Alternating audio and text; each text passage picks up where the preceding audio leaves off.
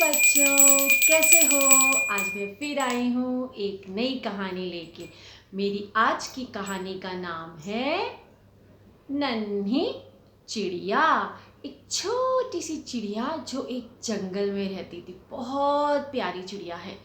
तो ये जिस जंगल में रहती थी उस जंगल का नाम था मनमोहक जंगल। और वहाँ सारे जानवर बहुत ही हंसी खुशी से रहते थे, एक दूसरे के साथ बहुत प्यार से रहते थे। और ऐसे ही वो अपने दिन बिता रहे थे, बहुत खुश थे, हंसते खेलते रहते थे। तो एक दिन क्या हुआ, अचानक से एक साल वहाँ बहुत भीषण गर्मी पड़ी, बहुत गर्मी पड़ी। इतनी गर्मी पड़ी कि आसपास के सूखे झाड़ों में भी आग लगने लग जाती थी।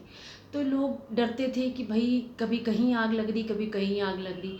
पर लोगों ने कभी सोचा नहीं कि ये बहुत बड़ी बात भी हो सकती है। तो एक दिन क्या हुआ, इतना तापमान तेज़ हो गया, गर्मी इतनी तेज हो गई कि जंगल में आग लग गई। अब जंगल में जब आग लगी, जब जानवरों को पता लगा तो सभी जानवर बहुत डर गए, घबरा गए कि अब क्या करें, कैसे अपनी जान बचाएं, कहाँ जाएं, किस ओर जाएं, कैसे अपने आप को बचाएं। जो आसपास जंगल के आसपास छोटे मोटे गांव थे उधर भी लोग वो भी डर गए। सब अपनी जान बचाने के लिए सब इधर उधर तितर बितर भाग रहे कि कैसे करके अपनी जान बचाएं, हम इस आग में झुलस नहीं जाएं, जल नहीं जाएं। तो जो नन्ही सी चिड़िया थी वो ये सब देख रही थी, उसको भी डर लग रहा था, वो बहुत डरी भी हुई थी। बट वो उसको इतना तो पता था कि वो छोटी सी नन्ही सी है, उसके पंख हैं और वो तो उड़ के अपनी जान बचा लेगी। पर उसे अपनों से ज़्यादा जितने जानवर थे उन सब की भी फिक्र लगी हुई थी कि भाई ये मेरे जो जानवर हैं, जो मेरे साथी हैं इस जंगल में रहते, ये कैसे बचेंगे। तो उसने कोई सोच के उसने दिमाग बहुत सोचने के बाद उसको एक आइडिया मिला कि क्यों नहीं मैं कुछ ऐसा करूं कि मैं कुछ थोड़ी बहुत ही कोशिश तो करूं कि मैं इन अपने दोस्तों के लिए कि कोशिश करूं इस आग को बुझाने के लिए। वो सोचते सोचते उड़ रही थी, इधर उधर देख रही थी कि कहाँ से कुछ कहीं से कोई सहारा मिले कि कैसे मैं आग बुझाऊं। तो ऐसे ही उड़ते उड़ते वो एक नदी के किनारे पहुंची। वह नदी जैसे उसने देखा कि अरे यहाँ नदी में तो जल है। तो अब वो छोटी सी चिड़िया ने क्या सोचा कि क्यों ना मैं अपनी छोटी सी चोंच से मैं जल भर के और कोशिश करूं कि मैं जाके आग बुझाऊं। तो वो क्या करती थी, वो नदी में जाती थी और अपनी छोटी सी चोंच से जल भरती थी और आग बुझाने के लिए उड़ती हुई जिधर आग लगी हुई है वहाँ पहुँचती थी। और ये जो सब नज़ारा था ये वहीं पास में पेड़ पे बैठा एक उल्लू देख रहा था।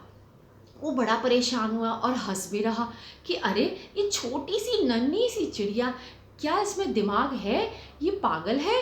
इसको क्या लगता है कि अपनी छोटी सी चोंच में इतना सा पानी भर के इतने बड़े जंगल में जो आग लगी हुई है, ये इसके इतनी सी छोटी सी चोंच के पानी की बूंद से आग बुझ जाएगी। तो बड़ा हैरान था वो। हैरानी के बाद पर फिर भी उसने क्या किया, हिम्मत करी और जाके उस चिड़िया को पूछता है कि चिड़िया रानी, भाई तुम इतनी सी नन्ही सी तो हो और तुम्हारी चोंच भी इतनी सी है, तुम्हें क्या लगता है कि तुम अपनी इतनी नन्ही सी चोंच से इस घने जंगल में जो आग लगी है उसको तुम बुझा पाओगी? हाँ, तुम्हें बुद्धि है जो तुम ये क्या बेवकूफ़ी कर रही हो? तो जो वो नन्ही चिड़िया होती है वो बड़े ही प्यार से उल्लू को बोलती है कि भाई देखो, मुझे मालूम है कि मैं एक छोटी सी नन्ही सी चिड़िया हूँ और मेरी छोटी सी चोंच है।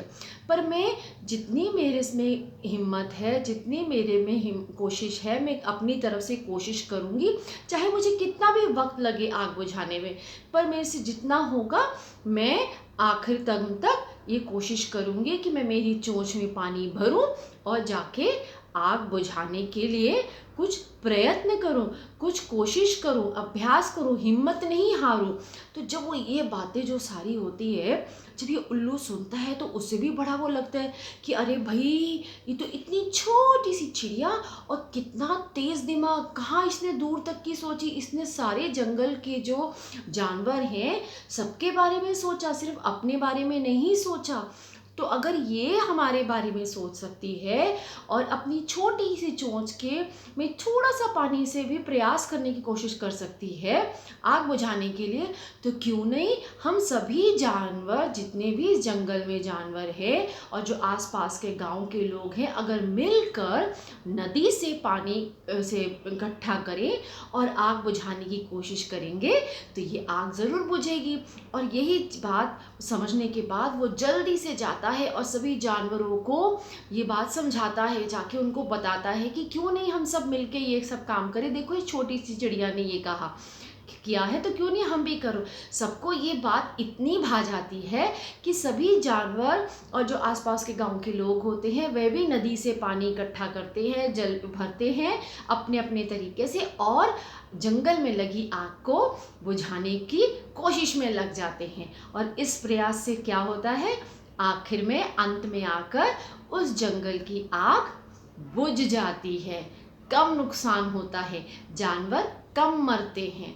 तो इस शिक्षा से इस कहानी से हमें क्या शिक्षा मिली? इस कहानी से हमें ये शिक्षा मिलती है कि हमें कभी भी प्रयास करना नहीं छोड़ना चाहिए। हमें कभी भी कोई भी काम करते समय ये नहीं सोचना चाहिए कि भाई यह काम तो मेरे से बस का नहीं है, ये तो मैं नहीं कर सकता।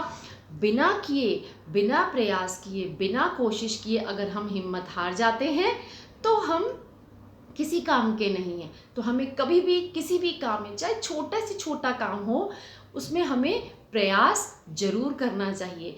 बिना प्रयास के हमें सीधा ही नतीजे पे नहीं पहुंचना चाहिए कि ये काम, यह कार्य हमारे बस का नहीं है। अर्थात यानी कि ये कहानी हमें यह शिक्षा देती है कि हमें सदा ही हर संभव प्रयास करना चाहिए। इंसान चाहे कितनी भी परेशानी में क्यों ना हो, कितनी भी परेशानी, कितनी भी बड़ी से बड़ी मुसीबत क्यों ना आए, पर हमें घबराना नहीं चाहिए, हिम्मत नहीं हारनी चाहिए और अपनी आखिरी सांस तक हमें कोशिश करते रहने चाहिए। तो आशा करती हूँ आप सबको मेरी ये कहानी पसंद आएगी, पसंद आई होगी। और अगर पसंद आई हो तो प्लीज़ लाइक करना, शेयर करना, कमेंट करना और अपने मम्मी पापा को, भैया भाभी को, छोटी बहना को और अपने दोस्तों को, सबको सुनाना, दादा दादी को भी सुनाना, क्योंकि दादा दादी से तो हमेशा ही सुनते हैं। क्यों ना हम अपने दादा दादी को कहानी सुनाएं। तो ठीक है, कल मैं फिर आऊँगी एक नई कहानी के साथ, नई शिक्षा के साथ। तो आज इस छोटी सी नन्ही सी चिड़िया की कहानी को सुनो और सुनाओ। Bye bye, ta-ta. कल मैं फिर मिलूँगी। कहानी खत्म।